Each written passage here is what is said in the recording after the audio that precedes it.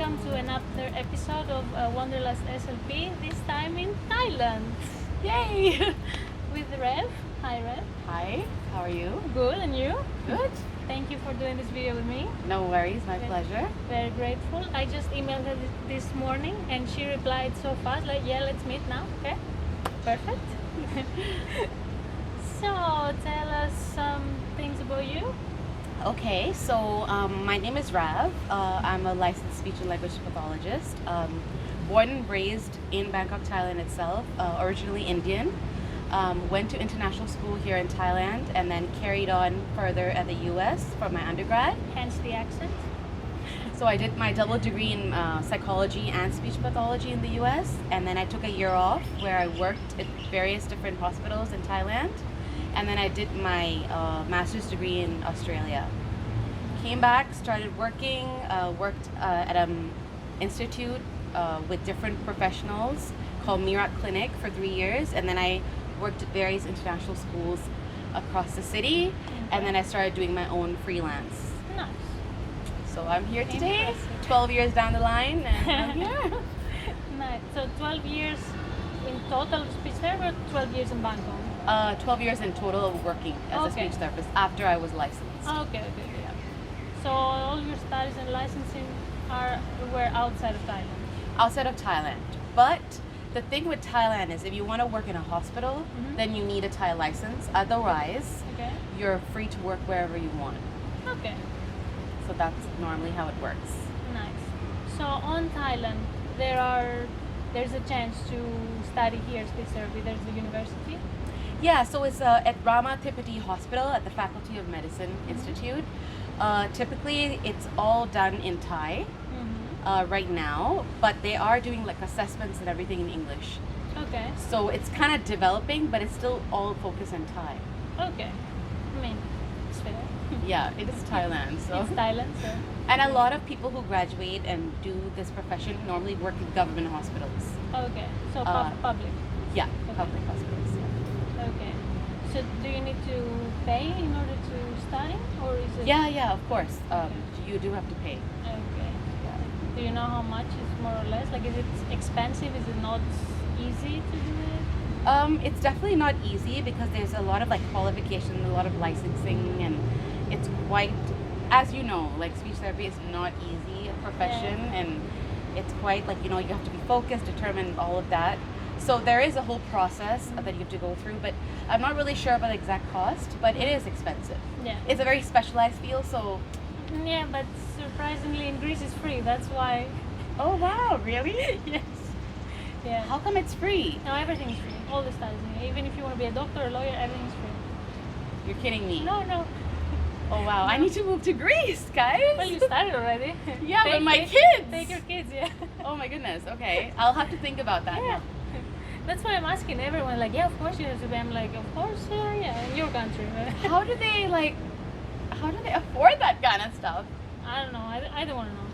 Yeah, I that's mean, cool though. the rest of our economy is not the best, so okay, maybe that's why. Yeah, that's really cool though. Yeah. I learned something new today. Yeah. And so after you finish the studies, like in Thailand, you need a license, you said. Yes, Okay. you do have to sit a Thai exam. So there's 3 phases for the Thai exam. There's a law, multiple choice law exam. Okay. There's an interview that's been done with like licensed speech pathologists in Thailand, Okay. and there's a written exam. Oh, okay. So you have to pass all of these 3 to get that license. So this is extra other than the degree? Yes. This is only for the license? Yes. Oh, okay. Yeah, it's extra from the degree itself. Oh, and you need to also pay for the license? Or is it... Just a little bit, just a couple of thousand baht, not too much. Ah, okay. And it's a one-time thing? It's a one-time thing. Not like Asha, you have to pay? No. Okay. That's Yeah, cool. I think for international students, it might be like an ASHA thing, but for locals, it's just a one-time thing. Okay. Yeah.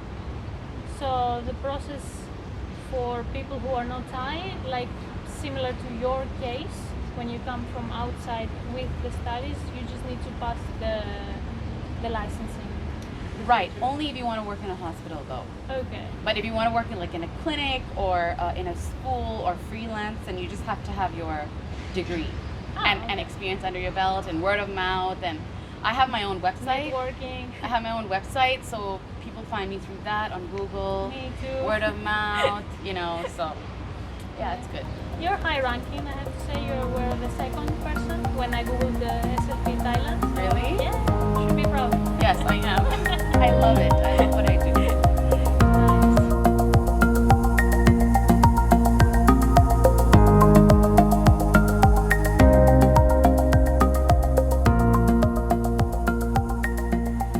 How do you say speech therapy in Thai? Is it like a Nak bambatฝึกพูด. Okay. Yeah. Do you want to try saying that? No, not really. Yeah. On that, because I have Thai friends and they were trying to explain to me a bit about the language. So the language is a bit based in, not intonation, how would you say that? Like the same word, if you color Yeah, the so voice differently. Has It's different intonation. It's intonation, yeah. but it's like the same word can have like different intonations and it becomes different meaning. Yeah. So you have to be very careful what you say. Exactly. Because, like, for example, I'm going to give you an example, not related to speech, but like, for example, ma, it means come. But ma means dog. Okay. So you can say like ma and ma. It's that, you know, that pitch. Yeah. So yeah. it's a similar word, similar spelling, but totally different meaning. Exactly. So, I was saying that it's really hard to learn Thai from music because the majority of people, for example, when I was learning English, it was easier for me to listen to songs and learn like this. But if you sing in Thai, this is losing it. It's totally different. Yeah. I don't even want to try. Living in Thailand all my life, I don't even want to try singing in Thai. Yeah. I'm happy with English. So because of that, do you see different language disorders in kids? Like, are there kids that are failing in this intonation thing? Yes, definitely, because the majority of the kids I see are all kind of Thai, but go into international school. Okay. So you can see like the speech delay and the pronunciation, especially with the R's and the L's. I mean, Thai people just cannot roll their tongue up at all. So that's always because of the language barrier. And a lot of the cases, parents are also not English speaking. So I have an advantage that I can read, write, and speak Thai. So when I'm working with a Thai parent, I am doing therapy in English, but I'm communicating back to them in Thai. So I have that advantage the on my translator end. at the same time. Yeah. Otherwise, it's quite a bit of a struggle when parents don't understand, you know. Yeah.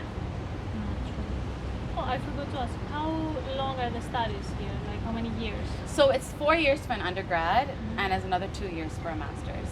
So you need the masters also in Thai? Yes. Okay. So 6 in total. Yes, 6 in total. Is speech therapy here covered by the insurances? If you have a company, if you have like a licensed company, Okay. then your insurance covers. But it also depends on individual insurances. So different insurances maybe don't cover different things. Like even medical insurance, if you think about it, when you're going to the hospital for yourself, Yeah. some insurance, if you have to pay a premium. Yeah. So it just depends what people pay for. So there's not a public insurance for it. It's There's Right. public medical insurance, but not particularly like, I don't think speech therapy falls into the medical insurance category. I think it's okay. more like the mental kind of area. Yeah. Interesting. Because a lot of parents that I see don't pay premium, so they don't get covered by insurance. Okay. But like if I work with international clients, then you know, like fathers and stuff, they work in like companies, Yeah, big yeah, companies, so their insurance covers. Yeah. So you just get like a wide range. Okay. Sure. But if you are willing to pay privately, is it expensive? Private speech therapy? Yeah. Like if you don't have, if nothing is covered, is it affordable? It let's say? could be expensive, especially with you know, the lower class families Yeah. who can't afford it. That's why they would maybe hire a local speech therapist would charge very low.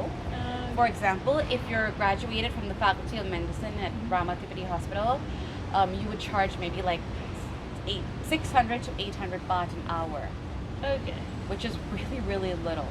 Yeah, like 20 something euros? Yeah, and I don't I even think in it's euros. $30. I No, think it's yeah, like yeah. 20, Yeah, $25 I'm an thinking hour. in euros, but yeah. So it's really, less really than low. 30, yeah. It's really, really low, but that's just how it is.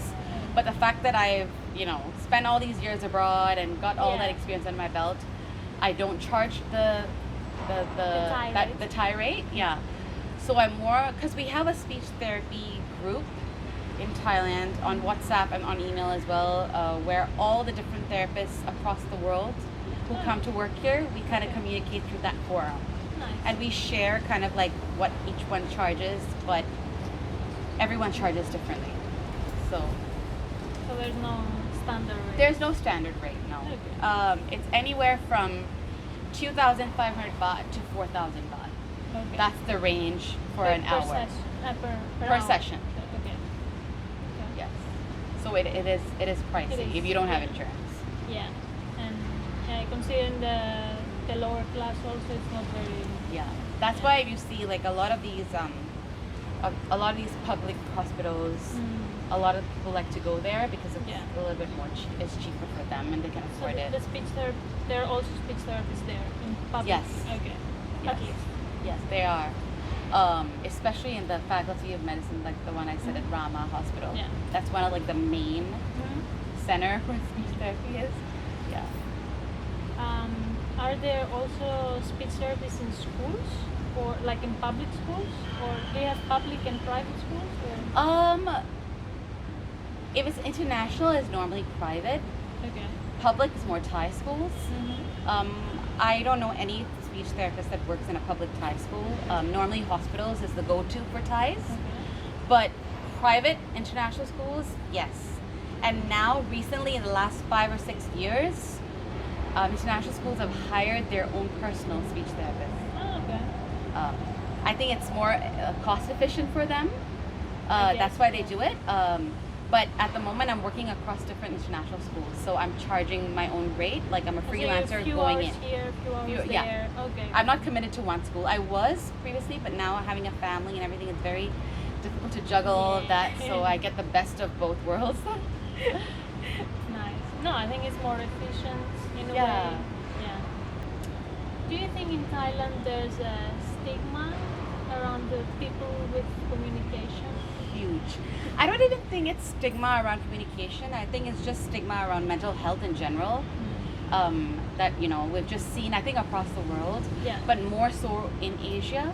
Yeah. I feel like even in India, Yeah. but a lot of parents here, they just don't understand. Like I'm working with a lot of Thai kids at international school right now, and even though I've done like several sessions with the child, parents are still not understanding that this is so important for their development. Yeah. Like one child is improving so much, and parents decided to take her out of my sessions and said that, my child can speak now, so I'm taking her out. I'm like, no, it's not only about speaking. There's so much more. Like, is her confident? Is her clarity of Yeah. speech? Her social skills? It's just, I don't think parents actually understand how important, how fundamental Yeah. this could be in and impact their child's development in the long run. Yeah, because I think to them they see like a problem. let's Yeah, say. they think like, can you fix it? Yeah. I see a lot of parents asking me, how many sessions or when will my child be fine? And I'm like, Fine.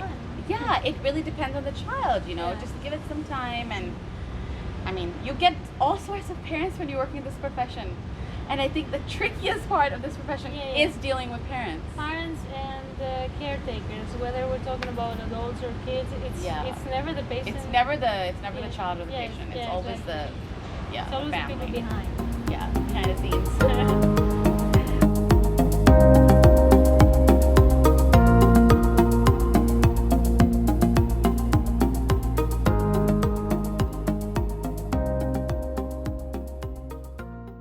Would you say it's easier to work with kids or with adults? I feel more specialized with kids, and I enjoy working with kids more than adults. I just feel like adults, it's just, like stroke, aphasia, it's just kind of more, Medical. more medical, and it's I more love like, I'm the type of person that, I can really, like, if I come home, then I'll always think about my patients, my kids, and it's very depressing, I feel. I've got experience in both, but I prefer working with children. I love children. Have you specialized in something? Not something, but I've got lots of different certificates under my belt. Like I'm trained in prompt, Okay. and the Lincoln program for stutter. And I try to do a lot of PDs over time, whenever I can. I haven't done one in years, but whenever the opportunity arises, I love to do that kind of stuff. Like colorful semantics and just stuff to kind of like have under my belt and use new strategies and new tips in therapy. Yeah, it's like you never stop learning. You never stop learning. That's what I love about it. It's everything keeps changing, evolving. You have to so always read. You always have to. date. Yeah, it's always trial and error and Yeah. yeah. So, what is your favorite thing about being a speech therapist? Helping people, helping children, kind of giving back to society. I'm a people's person, and I've always wanted to do something to kind of give back to society, and I feel like this is my calling, Yeah. and I just love it. Nice. How did you decide to become a speech therapist? It's a long story, but short, I always wanted to become a counselor, actually. Okay. So I went to the US, I declared psychology. First day, I'm like, I'm gonna be a counselor. And then I was in a liberal arts college. So there was one semester where I needed another 3 credits of something, and everything I wanted was full. The only thing open was Introduction to Speech Therapy. So I'm like, okay, click, sign up, went to class, fell in love with it, decided to declare it as a double major. And then I started doing some research in Thailand. Actually, my dad, I want to thank my dad because he took that opportunity to research about speech therapy, and we came to know that there at that time, 12 years ago, there was only 15 English-speaking speech therapists across Thailand. Oh wow. That's when I realized this is, I think, definitely for me, and I think I can make a big difference. Yeah, exactly. And this is where I am.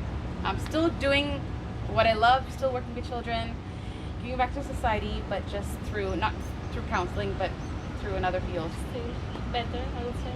You found your calling. Yes, I did. It was meant to be. It was meant to be.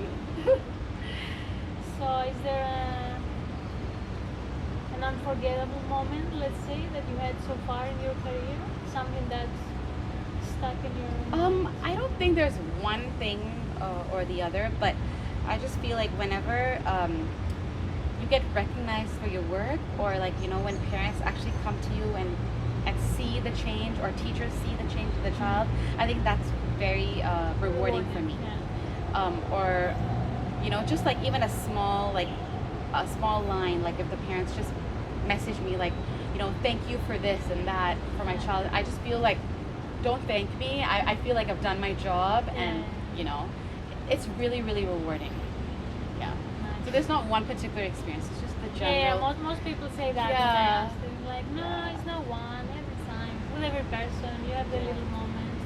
I mean, it's true in the end when you're reaching the goals and you see the progress. Yeah, It's- exactly. it's When you're really reaching the rewarding. goals. Yep. I think we're done with the questions. We're done.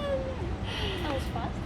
Very fast. I feel like my mouth is hurting now talking so much. Is there something else you would like to add? You would like to ask me? I don't know. Whatever you want. A message maybe to the people who are hopefully will watch this. I just feel that, whenever you have a problem in your life, or you feel that, your child needs help, don't think that your child is less of any form. There are so many people out there to help your child, a speech therapist or other medical professionals. So get out there as early as you can, ask for the help. Early is the key. Early is the key. The earlier the better. I always tell parents that. Yeah. So I just feel that, we're all these people out there to help your child, so just go for it. Thank you very much. Thank you. Thank you for your wise words, for your precious information. I don't know if anyone is there is interested in coming to Thailand to practice speech therapy. Yeah, if you ever want to contact me, then I have a website, www.littlemiracles.co. I will put it down in the description. Yeah. Hope to see one of you guys in the near future. Be it for speech therapy or for not. Sure. Thank you very much again. Thank you so much. Kopunka. Kopunka. This I know. I know Kopunka and my pet, not spicy. 'Cause, My pet. My pet, yeah. That's what I mean. Okay. Thank you. Thank you for having me. Thank you. Bye, guys.